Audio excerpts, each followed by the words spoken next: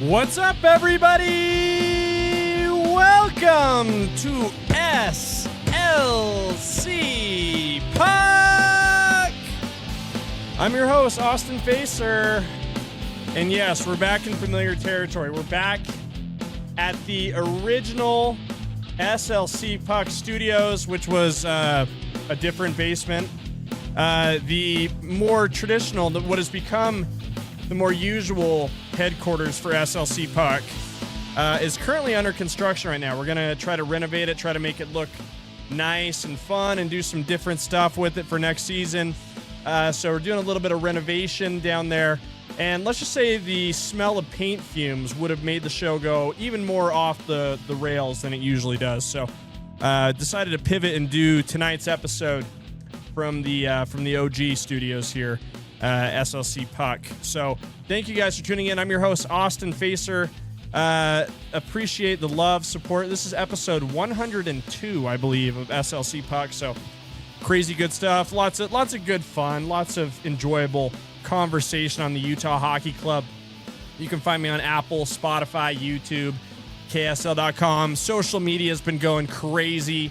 You know what's funny? I realized just how valuable the check mark might be on Instagram, and I thought the check mark was a little cringe at first, to tell you the truth. I was like kind of against getting it because I thought it was embarrassing, but I've noticed like it kind of like has thrown gasoline on the fire to where my Instagram has been growing really fast. So trying to keep a lot of fun stuff up on there for all you good folks who have been following me on all that social media platforms. If you like the show and you can't get enough of me and you want people to know that you like the show, again, I always say this, head on over to slcpuck.shop. Lots of great stuff on there. We'll get more stuff up ready for the summer, but the mythical snow creature tank and the hats, those are always a fan favorite. So really appreciate that. And if it seems like I'm in a good mood, it's because I am. I'm wearing a Utah Hockey Club t-shirt. It's the same t-shirt I was wearing today in Farmington. And you might ask yourself, "What, Austin? What were you doing in Farmington? You don't like Farmington that much. You're more of a Centerville guy, Centerville Bountiful guy." It's like, well, that's true. But today, I was in Farmington helping out with a youth hockey, street hockey clinic that was held at the Farmington Regional Park. I'm excited to announce to everybody, the good listeners of SLC Puck, that in addition to my duties doing the show from a basement, I've also taken on the position of Utah Hockey Club street team on ice coach for the youth hockey program. So going to be doing a lot more of that this summer. I'm really looking forward to that. It was really cool to see it in person, see what the grassroots youth hockey movement is going to look like here in Utah. It was starting, like, grassroots could not be a better way of putting it. Like, it's literally the ground level. We went out to Farmington Regional Park. We went to the basketball court over there and set up like this really cool kind of like outdoor rink area. Again, street hockey, no wheels, no roller hockey. But we gave a bunch of kids, some sticks to play with. They got to take them home at the end of the clinic. We did some basic, ball handling. It was with a ball, not a puck. Shooting, passing, and then a little bit of a scrimmage. So just kind of like a really nice way of introducing the kids to hockey. And so I had a lot of fun doing that. If you happen to notice me there, you probably noticed I was having a lot of fun too. So really enjoyed that. I'm enjoying doing more of that. So I want to encourage you guys, definitely, if you have kids who are interested in getting into youth hockey, I think the Utah Hockey Club is going to have some really solid programming to open the door on that. Right now it is April 23rd. It's Wednesday night, about 8:08 p.m., 8:08 in Heartbreaks. And I've got the TV on here and got the Colorado-Dallas game in the postseason first round. Very emotional scene in Colorado prior to puck drop. Gabriel Landeskog, who has missed like 3 seasons. He's the captain of the Colorado Avalanche. He's been the captain since 2012. But he's, like I said, missed the last 3 seasons due to a series of knee injuries and surgeries. Is making his return to the Avs tonight in the postseason, Game 3 at home at Ball Arena in Denver. So again, like the listen to the commentators describe the action, describe the scene. They said it was just very electric. People were fired up. I just watched the starting lineup introduction. They introduced Landeskog in the lineup, and the place did go nuts. So playoff hockey is in full effect. This has to be one of the cooler, better storylines of the postseason right now. Oh, baby. Oh, my gosh. I can't believe. Watching a little 4-on-4 right now. Valery Nichushkin just scored for the Avalanche. I can't believe they gave him that much space in the middle of the ice. Holy moly. That was nuts. Okay, well, anyway, Colorado just took a 1-0 lead on Dallas. The series is tied at 1-1. This is game 3. Like I said, let's check in on the rest of the postseason. There's been a lot of pandemonium so far. If you've been watching hockey lately, I know the Utah Hockey Club is out of it, but hockey is still on and in full effect. Let's just check in on the brackets right here. And by the way, big thanks to everybody who joined the SLC Puck Bracket Challenge. I think we had about 78 people sign up to be a part of it, so that was really cool. So we'll keep an eye on that. Oh my gosh, what a great move on Jake Ottinger. I just showed the replay on that. We'll keep an eye on that. I'll give shout outs to everybody who's participating. Again, the winner gets like a prize package. So I'll do like a hat, t-shirt, koozie, shout out on the pod, all this good stuff, right? So that's what our winner's going to get. But again, just checking out on like the actual series themselves. Winnipeg is up on St. Louis 2-0. I think that one's a little unsurprising. Winnipeg obviously won the President's Cup, President's Trophy as the President's Trophy or President's Cup, one of the two. Best team in the regular season. Dallas and Colorado tied at 1-1, like I just said. Vegas, Minnesota also tied at 1-1. Minnesota played a pretty phenomenal game against Vegas last night. Kirill Kaprizov had one of the best saucer passes to Matt Boldy that I think anyone has ever seen. Mark Messier was freaking out. PK Subban also loved what he saw when they were talking about it in studio. So this series might be a lot more harder fought than I was anticipating. And then here at the bottom of the bracket in the Western Conference, the Kings took a 1-0 lead on Edmonton in what was kind of a crazy game. They had a 4-0 lead real quick, and then Edmonton came roaring back to tie it up. Ultimately, the Kings stole the win there to take the 1-0 lead on Edmonton. Moving over to the other side of the bracket, Toronto's up 2-0 on Edmonton. I anticipated this series going 4 games just because I like the storyline of it. I'm a sucker for storylines, and that's why I never do very well in like bracket challenges like this. I try to fantasize too much about what the storybook thing would be, and I really thought it would be something to see Ottawa take Toronto to 7 games and ultimately win. I thought with Brady Tkachuk doing what he's done this year for the sport of hockey, I thought that would have been the story to watch. But hey, alas, I mean, they can still do it. It's not like impossible, but Toronto has looked really solid lately. Last 2 games. Florida's got a 1-0 lead on Tampa Bay. Washington's up 2-0 on Montreal. That one's pretty unsurprising. And Carolina is also up 2-0 on the New Jersey Devils. So, again, big thanks to everybody who's entered the bracket challenge. Those are now locked. So, we're at 78 entries. Excited to see how we do. If I win, I'm looking forward to enjoying the prize pack that I am going to buy for myself. And I'm going to buy something pretty nice. Just kidding. But we'll see how that goes. I don't know how I'll do. You know. Just going with open eyes and open hearts, really. That's kind of like how the Utah Hockey Club is approaching this postseason, by the way. And just full disclosure, guys, yes, we will be having episodes of SLC Puck throughout the offseason. We're going to keep the same schedule, Wednesdays and Sundays. And I know what you're thinking, like, Austin, you have like 6 months of content to fill. How you have like 25 shows to do. How in God's name are you going to find something to talk about every show for 6 months? And I'll be honest, I have been nervous. I have kind of been trying to figure out like how I'm going to fill the time. I think like player interviews is definitely something I want to do more of. The problem is like with that, I like the schedule of just being able to flip this on whenever I have a free second. Scheduling stuff is kind of a pain in the butt, but I might need to get better at that. We'll see. But I'll tell you this though, for the time being, a lot of the audio and a lot of the quotes that we got out of the player exit interviews and more recently the exit interviews with Chris Armstrong, Bill Armstrong, and head coach André Tourigny have given me plenty to talk about. I think I can pull from these for weeks, really, because there's so much to talk about.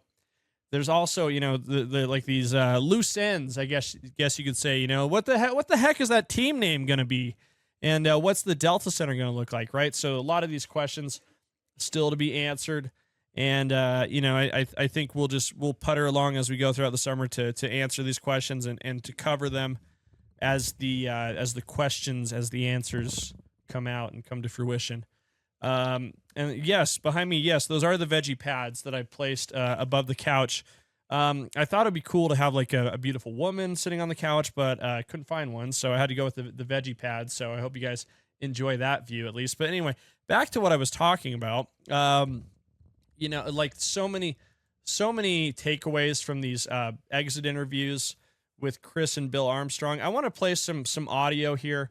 There's like a few spots in particular that I really got a lot out of. I think would be great to share with you guys, kind of in their entirety, just so you can get the full picture, and then I'll react to those and tell you what I think. And I'll tell you this before I jump into the first clip here. This first one is going to be from Coach André Turney. I think everybody in the organization really truly feels that the Utah Hockey Club is going to be a postseason contender. I heard Bill Armstrong say on the radio that the team is going to be in the playoffs no matter what, and I think that's perhaps some directive that they've been getting from ownership. I think that's like the green light that they've been given to make big moves, take big swings, in free agency and with trades and around the draft, right? I think they feel like they have everything they need to get to take the next step, and to not do so, I think is just like it is unfathomable. Like there's no reason why it wouldn't succeed, and I like that confidence.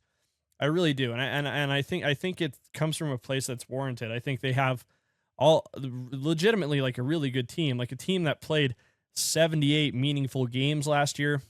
That's a big step from the year before when they were the Coyotes and they played about, 50 before they were out of it. So they took a huge jump, and they feel like there's just more that they can give, more that can be done. And I like the confidence, and I'm one of those who tends to agree with them as well. So again, I just want to play this quote by André Turney. And before I get into this quote, I just want to kind of close the loop on another thing that I commented on from André from the exit interviews the other day.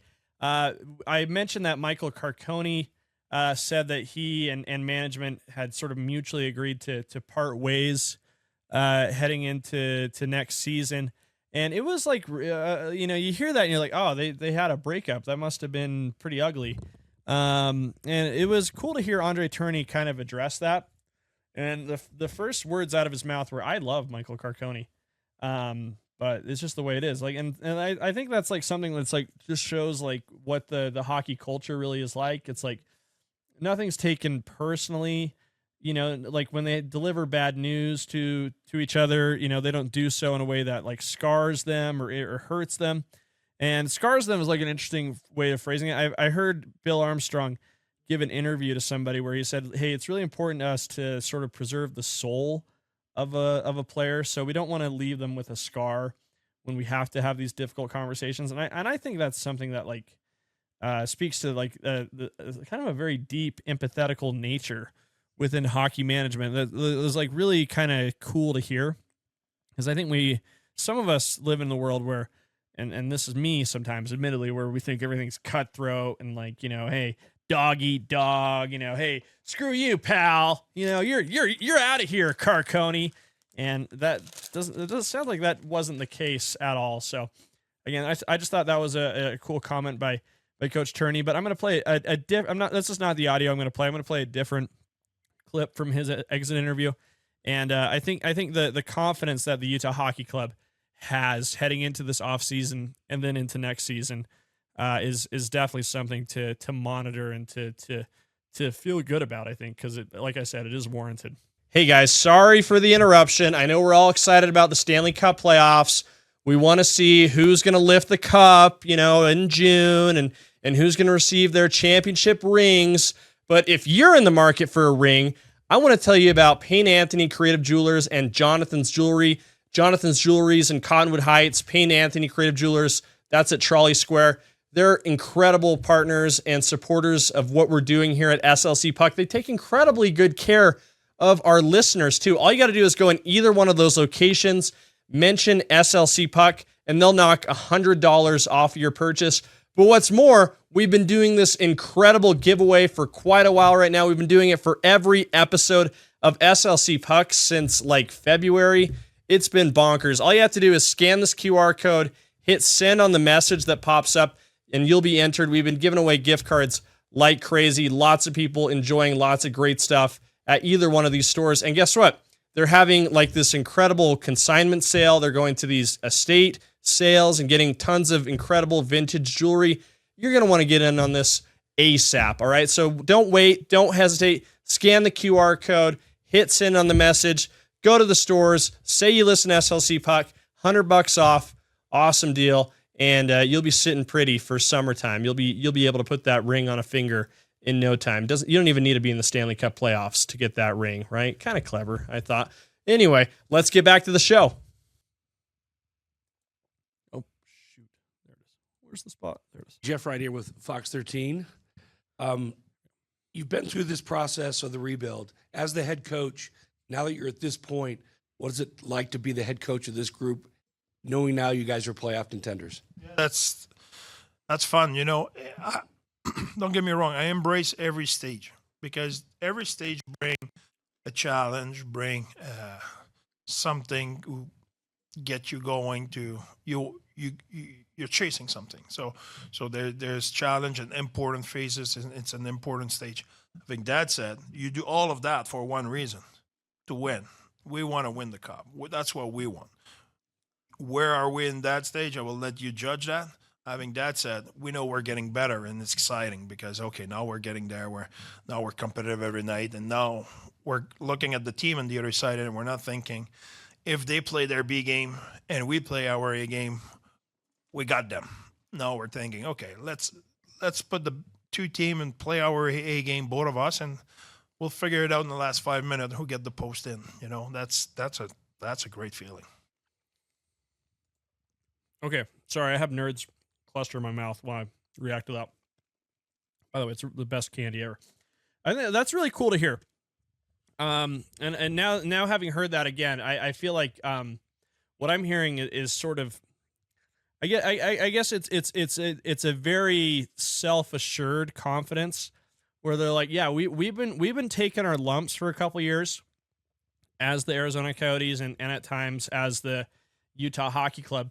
It hasn't been for nothing, right? We're doing it with the purpose of moving in a direction, and we feel it. We can feel it. We can feel like, you know, things are going, they're trending the right way, that we're getting steps closer to where we want to be. And now we feel like we're unafraid to get on the ice with some of these better teams, with the elite teams in the National Hockey League. And we've seen the Utah Hockey Club play very well against pretty much all these teams that are in the playoffs right now. I can think of a pretty good game against all of, if not most of, if not all of these teams that are in the postseason.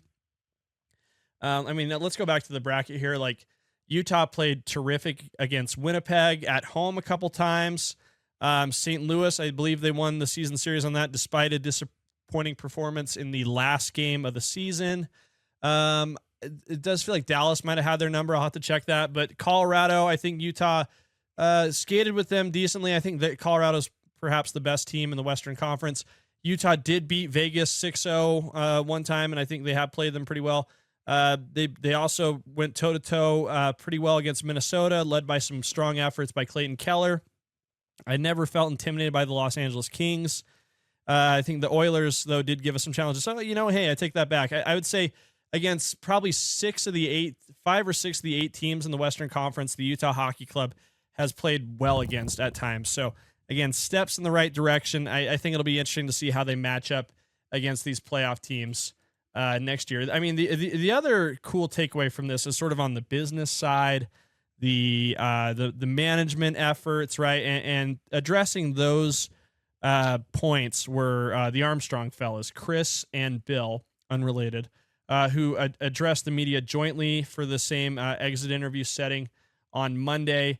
And again, I thought there was some great stuff to take away from both Chris and Bill on a lot of the questions that we're going to have going into next season and into the offseason. So I want to play this audio, and I'll just react to it here. I believe this first one that we're going to hear is from Bill or Chris. Let's play it. Ryan Chris. Miller, KSL.com. Chris, do you have an update on the Delta Center renovations for the summer and what that schedule looks like? So we have a more comprehensive update coming soon in that regard. I won't get into too many of the details here, but the work has already begun for this off season, and it will continue right through to our first home preseason game. A lot of work to be done over the next several summers to optimize the building for hockey, to address all of the partial view seating that we have in the building, and I'm absolutely confident with the plan, although the plan can be interrupted by the success of either one of the teams, which is a great reason to disrupt the plan and the progress. But that when it's all said and done, we'll have one of the best buildings, not only for basketball but also for hockey in the world. Okay, cool. So again, if you've been following me on Instagram, and I encourage you to, because I'm putting this content out, I gotta put it out for somebody, right? I did a video outside the Delta Center the other day where renovation is very much happening.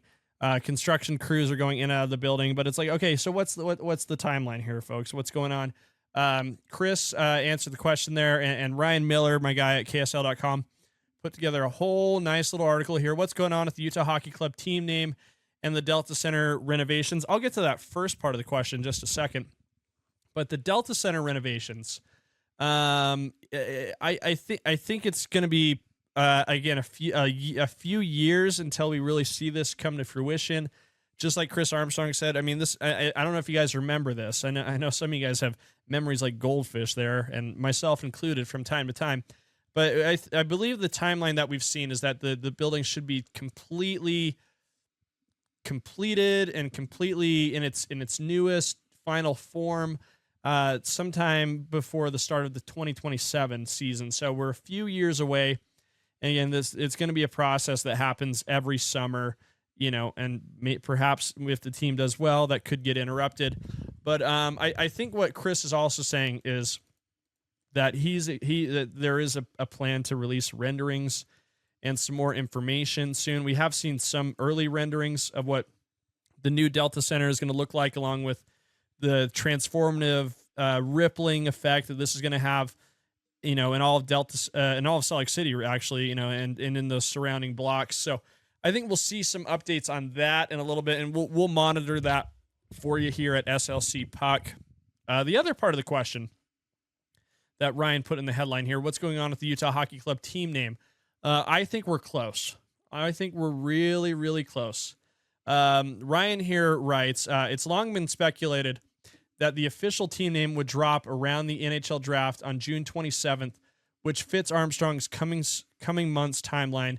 But where is the team in the process, Ryan writes? The team has applied for trademark application extensions for the 3 name finalists, Utah Hockey Club, Utah Mammoth, and Utah Outlaws. And an important date is approaching, May 5th, Cinco de Mayo. So get your piñatas ready. Is the response date deadline for both the Utah Hockey Club and Utah Mammoth trademark applications. I think those are the 2 favorites.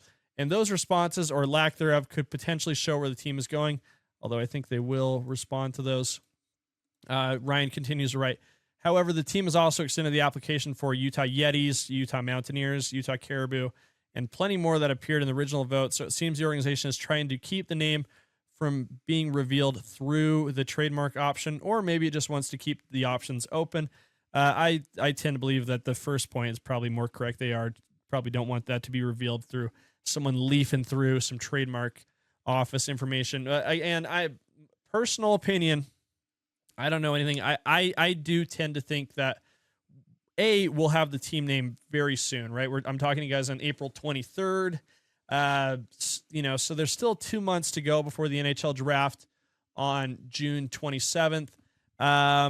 Here's what needs to happen before the team name gets revealed. They need to have merch to sell with it. And I think the fact that the team store at the Delta Center is closed right now while the building is under construction. I think probably shows that, you know, that's something that's being worked on, because what has to happen when they unveil the team name, it has to be a big spectacle. It has to be a big showcase. They have to show off this shiny new logo, which I again, let's say it's Mammoth, right? I think it could be the Mammoth. They need, as soon as people see that logo on a video, on an Instagram post, they see the tag switch from Utah Hockey Club to Mammoth. Should that be the name? People are going to want to buy merch immediately. I know how impatient you guys are. I know how much you guys spend on slcpuck.shop merch. For crying out loud. It's not enough, by the way. Order some more. But what has to happen is that the merch has to be available, and they know that they're going to make a ton of money selling new merch with the new name. They liquidated a lot of the Utah Hockey Club stuff at half price a couple weeks ago, which to me I think serves as a little bit of a clue what they might do with the team name. So wait for that to happen, right? When we see them start to make announcements about the team store being open, they might make that announcement in conjunction with the team name. But again, as long as that team store is closed, I think that the name is also going to be under wraps. And I think they also got to be wary of leaks too in that situation, because how many times have we seen a team name or logo get leaked by someone with a box cutter and a cell phone snapping a picture of a t-shirt or something? That's how the Oklahoma City Thunder name was leaked way back when. Some guy took a picture of a t-shirt while he was unpacking it in the team store. It was supposed to be kept secret, but wasn't, So that's something that they'll be keeping an eye on very closely as well. So again, I think we're close, though. I do agree with the suspicion and the speculation that the name will be announced before the NHL draft on June 27th. So stay posted. I think we're getting close. I think it could be in the next 30 days, but it might be 60 days. So we'll say. There's one more piece of audio that I wanted to play from what Bill and Chris were discussing. And again, I feel like I could go back to the well on this plenty more times to get through the content need, the content demand this summer. So let's just listen into one more clip here from the boys, from Chris and Bill. Thank you, Chris. Let's begin with Catherine. Catherine Bogart, Utah Hockey Club. Bill, when it comes to the lessons that can be learned from being competitive down the stretch, fighting for the playoffs for this young core, what's the biggest lesson you anticipate them taking from this season moving forward? Well, I get excited, first of all. We get a lot of young players that really had great years. And there's not many NHL teams that can say that, they have the Cooley, the Gunthers of the world that young, producing that amount of points. So it's exciting. What we learned down the stretch and what they'll continue to learn, and if you watch the NHL hockey from last night, is it's hard. There's not an ounce of space that's given out there. It is hard, physical, competitive hockey. And I love the fact that down the stretch, and I talked about this when we came in a year ago, just about seeing if we could put our group in a situation where we could play a little bit of that hockey down the stretch, and we were able to. All the games were meaningful. We were under tremendous pressure. You go into games where you didn't play well, and you got to come back the next night and play well in Vancouver, and it was a great for our young team to go through that, because next year we've got bigger aspirations of getting in. And you're going to see that right away, and it's a battle. And I liked what we went through. I think it prepared us for next season. Ooh, here, what kind of the two words that I take most, that gets me kind of most revved up about what Bill Armstrong said, was he said right away.